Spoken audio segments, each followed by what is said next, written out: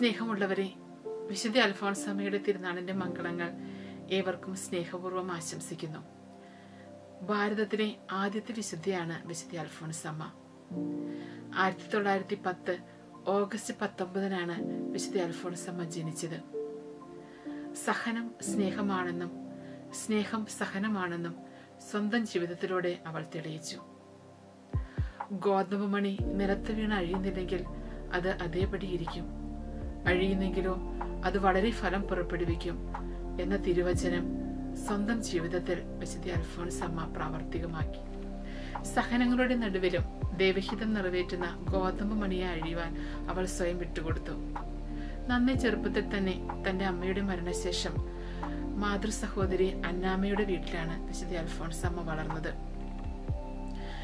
ചെറുപ്പത്തിൽ തന്നെ തന്റെ സൗന്ദര്യത്താൽ അനേകർ ആകർഷിക്കപ്പെട്ടപ്പോൾ തന്റെ സൗന്ദര്യം ദൈവത്തിനു വേണ്ടി സമർപ്പിക്കുവാനാണ്, ദൈവത്താൽ ആകർഷിക്കപ്പെടാനാണ് വിശുദ്ധ അൽഫോൻസാമ്മ പരിശ്രമിച്ചത്.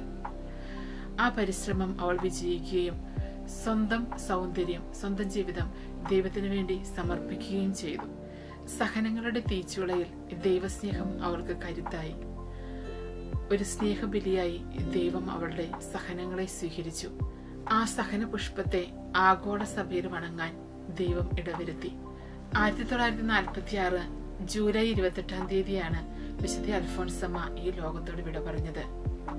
2008 ഒക്ടോബർ 12 ബെനഡിക്റ്റ് 16 മാർപ്പാപ്പ അൽഫോൻസാമ്മയെ വിശുദ്ധിയായി പ്രഖ്യാപിച്ചു. വിശുദ്ധ അൽഫോൻസാമ്മ നമുക്കെല്ലാവർക്കും ഒരു മാതൃകയാണ്.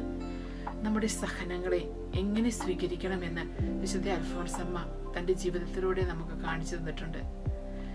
വിശുദ്ധ അൽഫോൻസാമ്മയുടെ തിരുനാൾ ആഘോഷിക്കുന്ന ഈ നല്ല ദിനത്തിൽ നമ്മുടെ ഓരോരുത്തരുടെയും ജീവിതത്തിലേക്ക് കടന്നു വരുന്ന സഹനങ്ങളെ ദൈവഹിതത്തോട് ചേർത്ത് വെച്ച് സഹിക്കുവാൻ വേണ്ട കൃപയ്ക്കായി നമുക്ക് വിശുദ്ധ അൽഫോൻസാമ്മയുടെ മാധ്യസ്ഥം യാചിച്ച് പ്രാർത്ഥിക്കാം.